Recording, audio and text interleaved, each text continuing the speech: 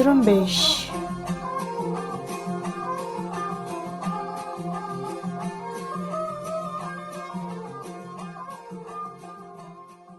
آج 29 اپریل جمعرات کا دن اور سال 2021 ہے۔ یہ ریڈیو زرمبش اردو کی آواز ہے اور میں ہوں آپ کا میزبان دوستین مراد بلوچ۔ ریڈیو زرمبش کے آج کی نیوز بلیٹن میں بلوچستان سمیت علاقائی اور عالمی خبریں شامل ہیں۔ آئیے سب سے پہلے بلوچستان سے متعلق خبریں سارین بلوچ سے سنتے ہیں۔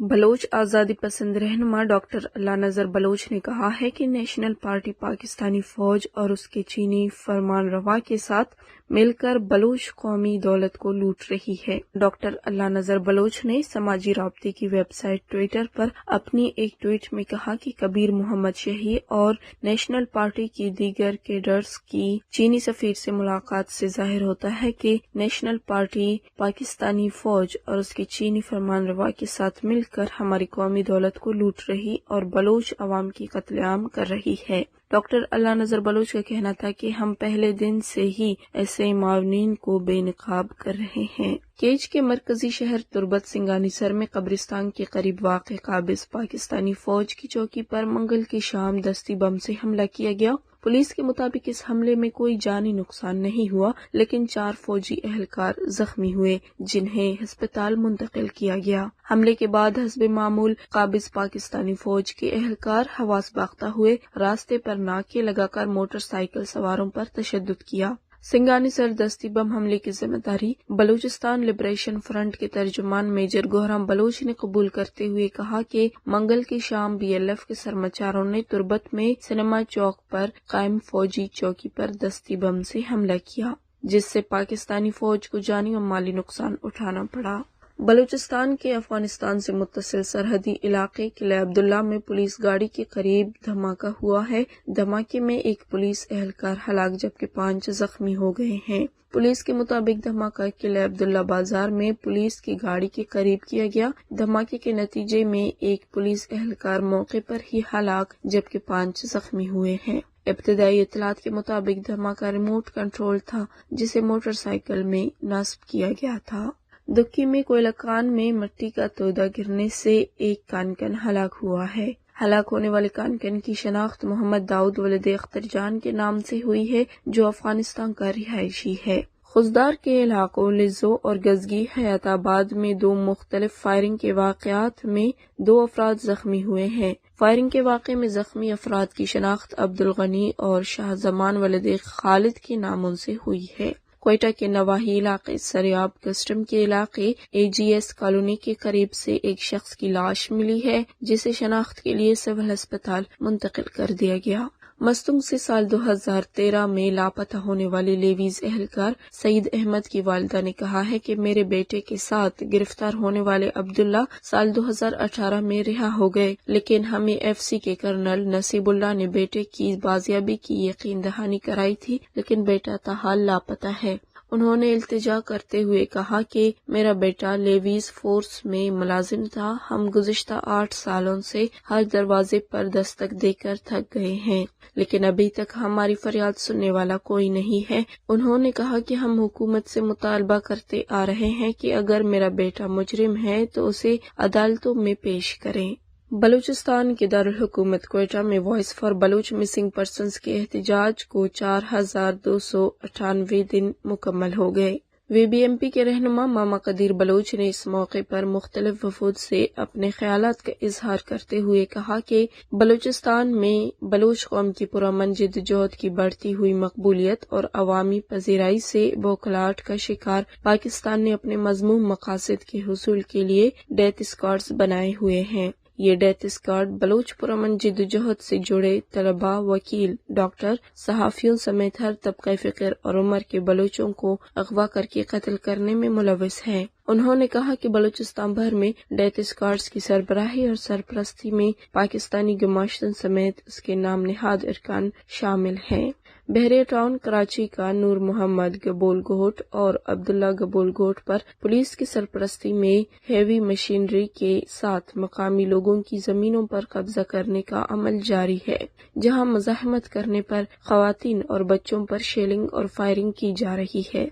बलोच यकजहती कमेटी कराची ने कराची के मकामी लोगों की जमीनों पर कब्जे की सख्त मजम्मत करते हुए सिंध हुकूमत से मुतालबा किया है कि बहरिया टाउन के कब्जागिरी के अमल में शरीक होने की बजाय मकामी लोगों की जमीनों पर कब्जे के अमल को रोके। कोरोना वायरस के फैलाव के पेश नजर बलूचिस्तान भर में दफा 144 नाफिज करते हुए 5 या उससे ज्यादा अफराद के इज्तिमा पर 15 दिन की पाबंदी आयद कर दी गई है। बलूचिस्तान में तमाम हाई और हायर सेकेंडरी स्कूल फौरी तौर पर बंद कर दिए गए हैं, जबकि प्राइमरी और मिडिल स्कूल पहले से बंद है। सेक्रेटरी सानवी तालीम शेर खान बाजई की जानिब से जारी नोटिफिकेशन में बताया गया है कि कोरोना की तीसरी लहर के पेश नजर NCOC की हिदायत पर बलूचिस्तान में तमाम हाई और हायर सेकेंडरी स्कूल फौरी तौर पर बंद कर दिए गए हैं। तमाम स्कूल ईद उल फितर तक बंद रहेंगे। डिप्टी कमिश्नर केज की तरफ से हुक्मनामे के तहत तुर्बत में कोह मुराद जियारत के सालाना मजहबी इज्तिमा पर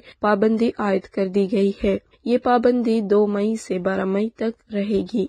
लसबेला यूनिवर्सिटी और पंजगुर में तुर्बत यूनिवर्सिटी सब कैंपस में तलबा में कोरोना की तशखीस के बाद तशवीश पैदा हो गई है, जिसके बाद लसबेला यूनिवर्सिटी के तलबा ने बाकायदा सड़कों पर निकल कर मुतालबा किया कि यूनिवर्सिटी को बंद किया जाए। तलबा की एहतजाज के बाद लसबेला यूनिवर्सिटी के रजिस्ट्रार ने यूनिवर्सिटी में तदरीसी अमल गैर मुअय्यना मुद्दत तक के लिए मुअत्तल करने का नोटिफिकेशन जारी करते हुए तलबा व तालिबात को तमाम हॉस्टल खाली करने की हिदायत कर दी। इसके साथ साथ कठपुतली बलूचिस्तान हुकूमत ने बलूचिस्तान में तिजारती मराकज जुमेरात और जुमे को बंद रखने का फैसला किया है। इससे पहले तिजारती मराकज हफ्ता और इतवार को बंद करने का नोटिफिकेशन जारी हुआ था, ताहम ताजिर बरादरी ने हुकूमती फैसले को मुस्तरद कर दिया है।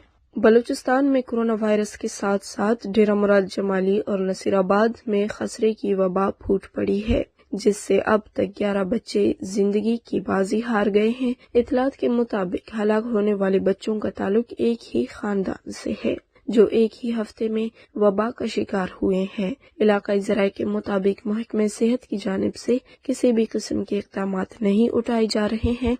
महकमे सेहत की जानिब से मौक़िफ़ पेश किया गया है कि मज़कूरा बच्चों की अमवात लवाहिकीन की जानिब से इनकार करने के बाइस पेश आए हैं। ताहम इलाक़ाई मकीनों ने हुकूमती इल्ज़ामात को मुस्तरद कर दिया है। ये थी सारिन बलूच जो बलूचिस्तान से मुतालिक खबरें पेश कर रही थी। अब पेश खिदमत हैं इलाकाई और आलमी खबरें।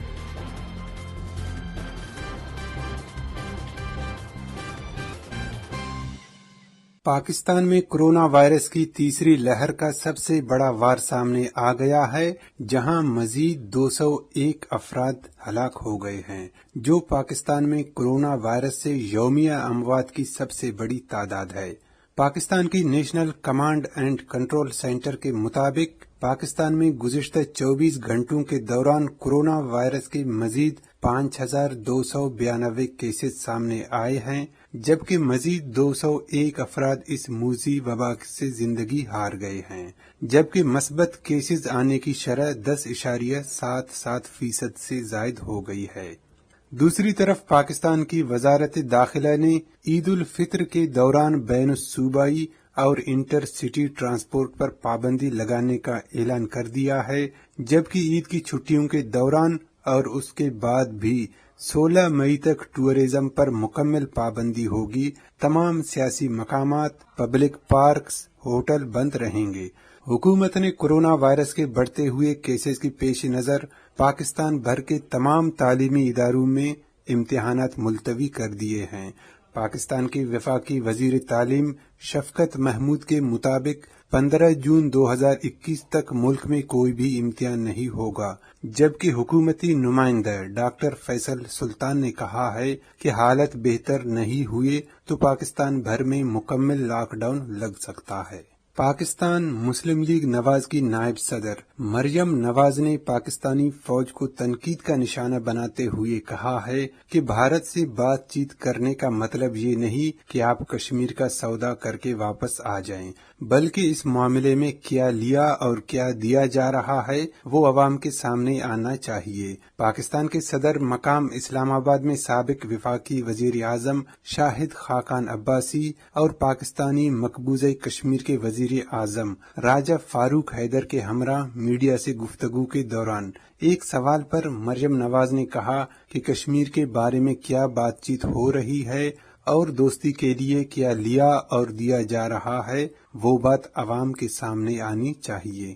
امریکی محکمہ خارجہ نے افغانستان میں تعینات افواج کے انخلا کے تناظر میں لاحق خطرات کی وجہ سے کابل میں قائم اپنے سفارت خانے کے عملے سے کہا ہے کہ سفارت خانے کے وہ ملازمین جو کہیں دور سے بھی اپنا کام سر انجام دے سکتے ہیں انہیں کابل چھوڑ دینا چاہیے۔ اپنے ایک بیان میں امریکی محکمہ خارجہ نے امریکی شہریوں کے لیے انتباہ جاری کیا ہے کہ وہ افغانستان کا سفر نہ کریں کیونکہ افغانستان کے تمام علاقے اس وقت غیر محفوظ ہیں۔ بیان میں کہا گیا ہے کہ افغانستان میں دہشت گرد اور باغی گروہوں کی جانب سے حملے، اغوا کرنے، یرغمال بنانے، خودکش حملے، وسیع پیمانے پر عسکری کارروائیوں کا خطرہ ہے۔ دوسری طرف افغانستان کے لیے امریکہ کے خصوصی مندوب زلمے خلیلزاد نے کہا ہے کہ افغانستان میں 20 سال تک تعینات رہنے کے بعد امریکی فوجیوں کے وہاں مزید رہنے کا کوئی جواز نہیں۔ اس کے ساتھ ہی ان کا کہنا تھا کہ وہ قانون سازوں کی اس تشویش سے اتفاق کرتے ہیں کہ امریکی افواج کے انخلا کے بعد وہاں خواتین اور اقلیتوں کے حقوق پامال ہو سکتے ہیں۔ امریکی فوج نے منگل کے روز ایک اعلان میں بتایا ہے کہ ایرانی پاسداران انقلاب کے زیر انتظام 3 کشتیوں نے خلیج فارس کے پانی میں ایک امریکی بحری جنگی جہاز اور امریکی دستے کے زیر انتظام ایک کشتی کو ہراساں کیا، جہاں امریکی جہاز نے خبردار کرنے کے لیے فائرنگ کی، جس کے بعد ایرانی پاسداران انقلاب کی کشتیاں محفوظ مسافت تک دور ہو گئی۔ امریکی فوج نے پیر کے روز پیش آنے والے اس واقعے کے حوالے سے مزید بتایا ہے کہ امریکی عسکری عملے نے وائرلیس اور لاؤڈ اسپیکروں کے ذریعے کئی بار خبردار کیا، تاہم ایرانی پاسداران انقلاب کی بحری کشتیوں نے گشت پر مامور امریکی بحریہ اور امریکی ساحلی پولیس کے زیر انتظام جہازوں کے نزدیک مشقیں جاری رکھیں۔ شمال مشرقی نائجیریا میں عسکریت پسندوں نے ایک فوجی اڈے پر قبضہ کر لیا ہے اور پیچھے ہٹنے سے قبل 30 سے زائد فوجیوں کو قتل کر دیا ہے۔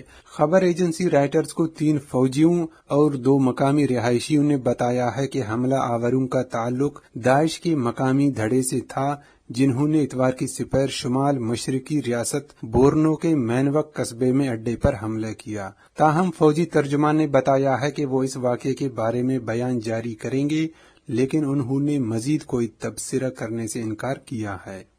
ترک صدر رجب طیب ایردوان نے امریکی صدر جو بائیڈن سے 1915 میں خلافت عثمانیہ کے دور میں آرمینیا کی لڑائی کو نسل کشی قرار دینے کے فیصلے کو واپس لینے کا مطالبہ کر دیا ہے۔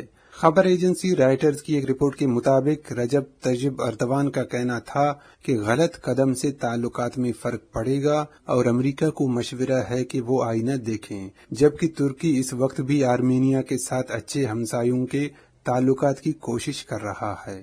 ترک صدر کا کہنا تھا کہ مجھے امید ہے کہ امریکی صدر اس غلط قدم کو جتنا ممکن ہو جلد واپس لیں گے۔ اسی کے ساتھ ہی آج کے نیوز بلیٹن کا اختتام ہوتا ہے۔